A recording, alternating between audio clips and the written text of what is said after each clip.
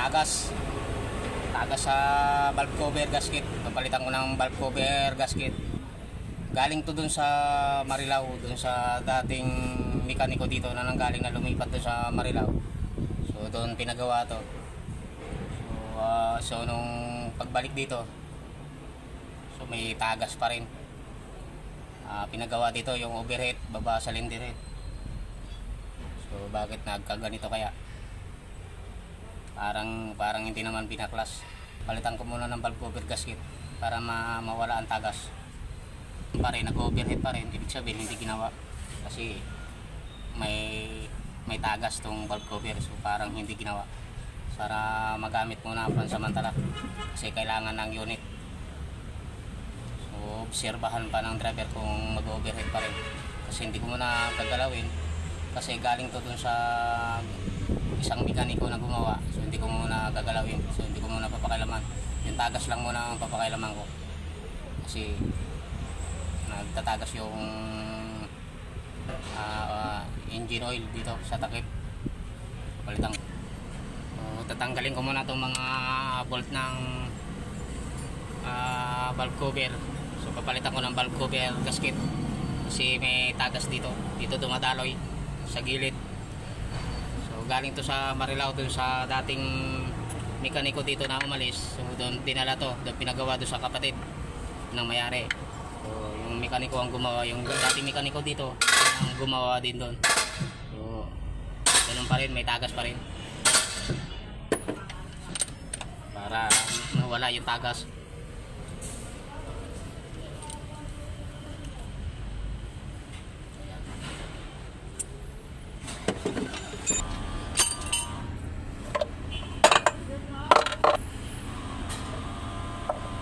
Ito yung papalitan ko mga katorelyo, itong gasket to.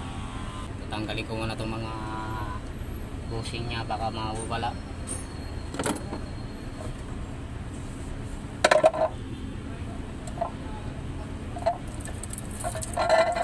So ito yung papalitan ko.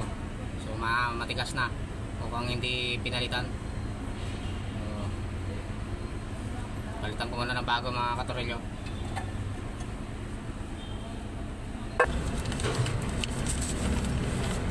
So ito na mga katornilyo, bago na itong pinalit ko, valve cover.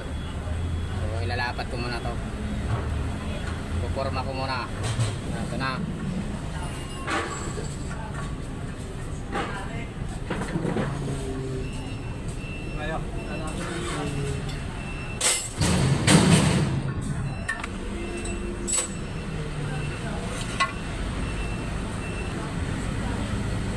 Ipoporma ko muna mga katornilyo, tapos lalagyan ng lalagyan ng bushing, hindi niya iluluwa.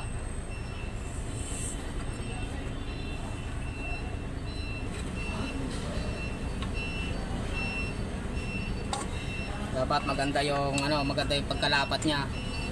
Yan. Pag hindi maganda pagkalapat dito, pag tumabingi yan ang pagmumula ng pagtagas. Kapag tumabingi at hindi maganda ang pagkalapat.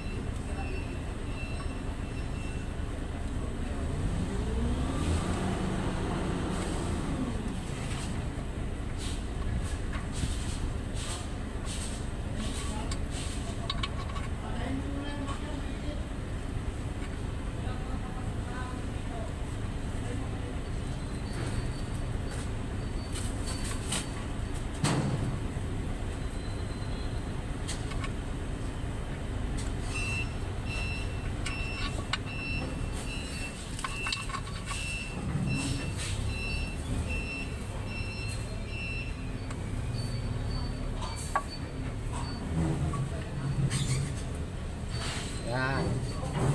So ganyan yan. Para hindi siya tumagas. Dapat ganyan yung pagkalapat niyan para hindi siya lumuwa.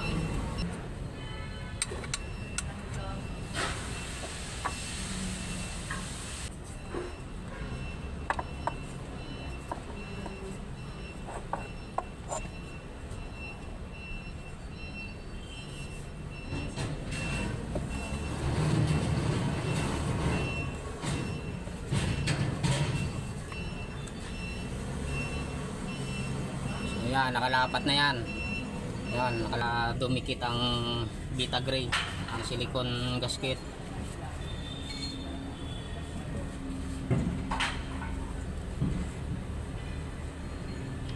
Kasi kapag hindi yan dumikit dito magmumula ang tagas niyan.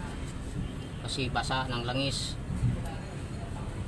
Kapag basa ng langis, hindi yan didikit. So magkakatagas. Yan. Nangyayari yan sa makina na super grip.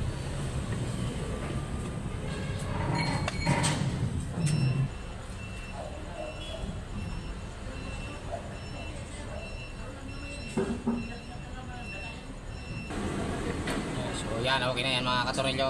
So ilalapat ko na.